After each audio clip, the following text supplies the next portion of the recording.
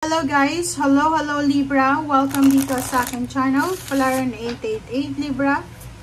Alamin natin kung anong messages, vibration, gabay energy. Wow! Same energy ng Aquarius. Temple, Sacred Temple. Kumuha nga tayo ng isa pa.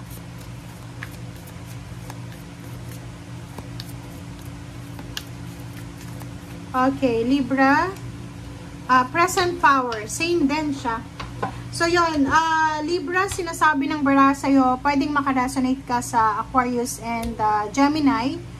Kasi yung energy na to nasa Aquarius, ito nasa Gemini. So, sinasabi sa'yo ng bara, if you are having a problem with financial, emotional, or physical health problems, or family problems, or anything, sinasabi ng bara sa'yo dito na siguro kailangan mong magkaroon ng time para sa sarili mo. Or para, like for example, i-focus mo muna kung ano yung spiritual mong pangangailangan. Kasi minsan, di ba, ang saya-saya niya ng buhay nyo, tapos bigla kayong pagdadaanan ng pagsubok, ng hardship, ng problema, minsan it's just a reminder kasi sa sobrang saya ng buhay, sa sobrang stable, nakakalimutan na yung Panginoon, nakakalimutan ng magpasalamat, magsimba, or kung ano man ang obligation spiritual. So, sa baramong to, sinasabi ng barahan na you have the power, you have the energy, you have the inner power para mag-succeed sa buhay. So, walang, kumbaga, kaya mong balansehin Libra, kasi Libra ka nga eh, justice ka. So, kaya mong balansehin kung ano ang, kumbaga, kaya mong timbangin ang buhay mo.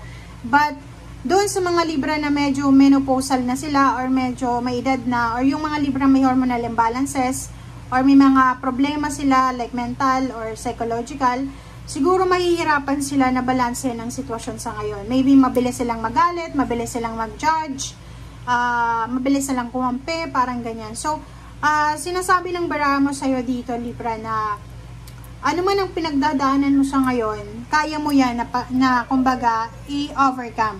Okay? So, kung ano man ang pinagdadaanan mo sa ngayon, one prayer away, tapos mo na yan. Kumbaga, one prayer away ay mariresolve mo na yung mga problema na yan. Kasi parang ang personal present power mo is kaya mong i-manifest yung lahat. Diba? Kung mapapansin mo, kahit anong klase ng problemang pinagdadaanan mo, may mga solusyon. May mga taong pwede mong malapitan, may solusyon, ganyan, ganito. So, ibig sabihin, hindi siya talagang problema. Kasi kaya mong solusyonan. Okay? Okay, thank you. Tingnan natin sa third deck mo, Libra.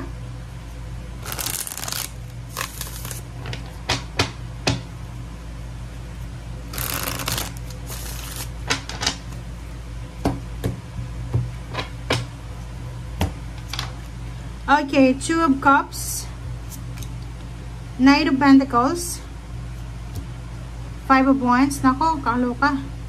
Okay guys, so dito sa first 3 cards mo, sa third deck, sinasabi ng baraha sa'yo na ihanda mo ang sarili mo, Libra, kasi pwedeng ikaw ay ma-involve sa isang pag-aaway, it's either competition, demandahan, or anything, kasi pwedeng may third party dito. So, if you are married or married yung karelasyon mo, di ko alam, I'm not here to judge, pero atong barahan na to, kumbaga ano lang siya, guidance sa atin. So, kung resonated sa'yo yun. Pero kung hindi sa'yo resonated, ibig sabihin nasa ibang Libra yon. So, eto, ulitin natin. Maybe mayroon ditong Libra, it's either you're married itong taong ito na nag-offer sa'yo ng love life. And ang taong ito ay posibleng nagkakagusto sa'yo, may gusto ka rin or wala kang gusto. But, sinashower niya yung kumbaga, binubuhusan kanya ng sobra-sobrang atensyon sa pera. So, yung Two of Cups na to, sinasabi ng barahan na isang relationship ang posibleng mabuo and possible na financially stable ang taong ito. Kumbaga, kung sino man itong third party na papasok sa buhay mo, kasi third party to eh, conflict to eh. Kung sino man itong third party na papasok sa buhay mo, possible na love life yung ina-offer niya sa'yo or love life and money. Diba? So, Knight of Swords and the Hangman, sinasabi ng barahan na bago ka magdesisyon, Libra, kailangan mong pag-isipan ng mabuti ng 10 beses kung ano man ang desisyon na gagawin mo. So, kung resonated ka dito, para ka dito. Pero kung hindi ka resonated, huwag kang magagalit kasi marami pa naman na baraha. Okay, oh. Two of Wands. So, yun. Ang nakikita ko dito, sa dalawang barahang yan, mayroong Libra dito na naguguluhan siya. Etong Two of Wands, same din siya dito ng dalawang direksyon na to eh. Yung parang naghihintay ka ng pagkakataon para umasenso sa buhay. Meron dito Libra na tao na parang inialay niya yung kanyang sarili para sa pagtatrabaho. Pero end of the day, pwedeng na-terminate siya, hindi siya nakaabot sa retirement kasi pwedeng nasali siya sa mga na-layoff, parang ganon. So, yung iba naman sa inyo dito, merong Libra na yun nga, naguguluhan ka sa direction mo. Maybe nasa ibang bansa ka or nasa Pilipinas, hindi mo alam kung ano yung gagawin mo.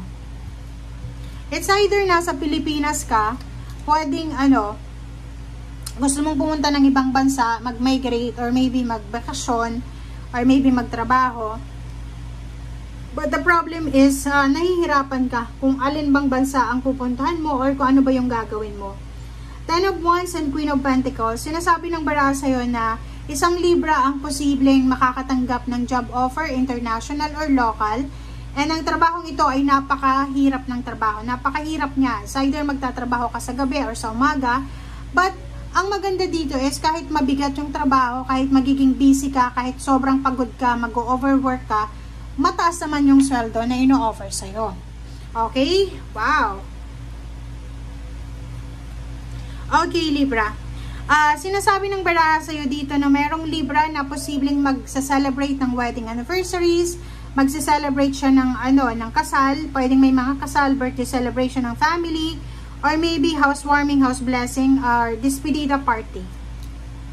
Seven of Pentacles, and then, diba? So, sinasabi ng baraha sa'yo dito, Libra, na marami kang minamanifest na financial success or emotional success. Hindi ko alam kung ano yung minamanifest mo, but sinasabi ng baraha, marami kang hinihintay. But yung judgment dito, in Knight of Wands, sinasabi ng baraha na huwag tayong masyadong magpadalos-dalos. Okay, gusto mong mag-travel ibang bansa, gusto mong mag-change ng location, gusto mong magpatangos ang ilong, like for example, ganyan.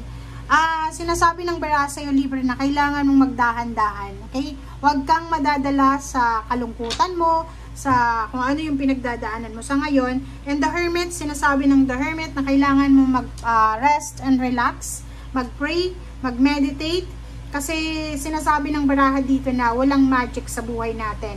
Kailangan nating trabahuhin.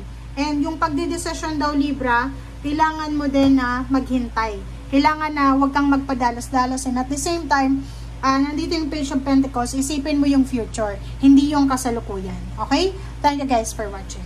Bye!